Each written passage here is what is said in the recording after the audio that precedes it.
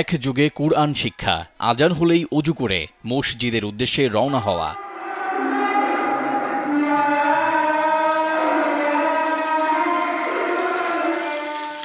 দৃশ্যগুলো আপনি দেখতে পারবেন হবিগঞ্জের বাহুবল উপজেলার স্নানঘাট গ্রামের চৌধুরী বাড়ির ঈসা হোসাইনিয়া হাফিজিয়া মাদ্রাসা ও এতিমখানায় এলে।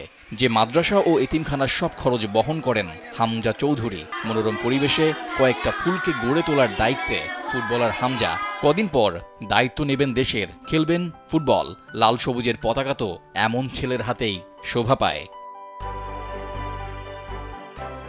হ্যাঁ, আমাদের হামজা চৌধুরী লাল সবুজের জার্সিতে, যিনি কয়েকদিন পর থেকেই ফুটবলের সবুজ গালিচা মাতাবেন, করবেন বাংলাদেশের প্রতিনিধিত্ব।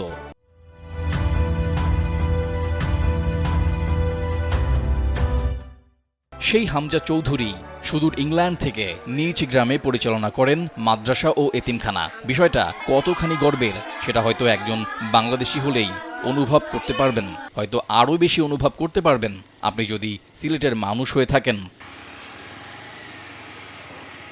হামজার অর্থায়নে পরিচালিত মাদ্রাসা ও এতিমখানায় কুরআন আর সিপারায় মশগুল কয়েকজন শিশু। স্নানঘাটের চৌধুরী বাড়িতে এই দৃশ্য দেখা যায় নিয়মিত। মাদ্রাসার ছাত্রদের কলরবে মুখরিত থাকে পুরো বাড়ি। একযোগে কুরআনের আওয়াজ, যে আওয়াজ পৌঁছে যায় মক্কা মদিনায়, হয়তো হামজার কাছেও। আমাদের যে মাদ্রাসাটা দেখতেছেন, এটি হামজা চৌধুরী ওনার বাড়িতে। উনি নিজ দায়ী এই মাদ্রাসাটা দিছেন। ওনার দাদার স্বপ্ন ছিল যে মাদ্রাসাটা দিতেন, তো আজ ওনার দাদা দুনিয়াতে নাই।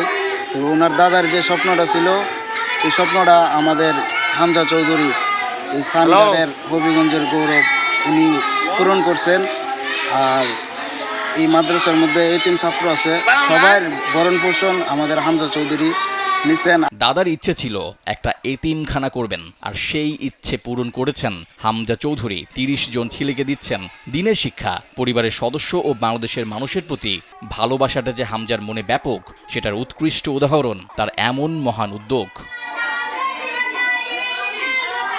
চৌধুরী বাড়ির ঈসা হোসাইনিয়া হাফিজিয়া মাদ্রাসা ও এতিমখানায়ও বিকেল আসে।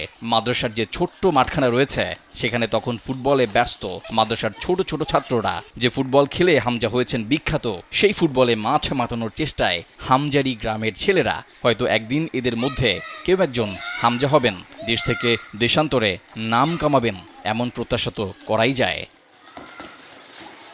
রেজাউল করিম, কালবেলা।